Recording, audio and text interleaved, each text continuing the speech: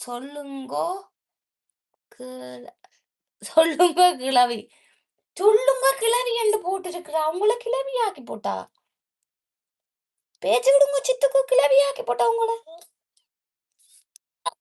ஏய் நான் கிழவி இல்ல. சொல்லுங்க. எடியே நான் கிழவி இல்ல.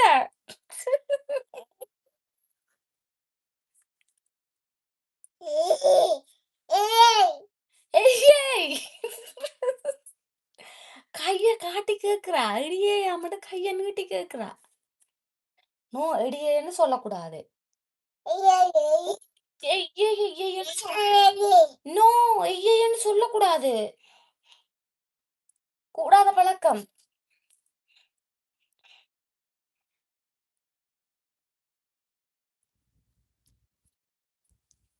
அவ சிரிக்கிறாவாம். அவ சிரிக்கிறா.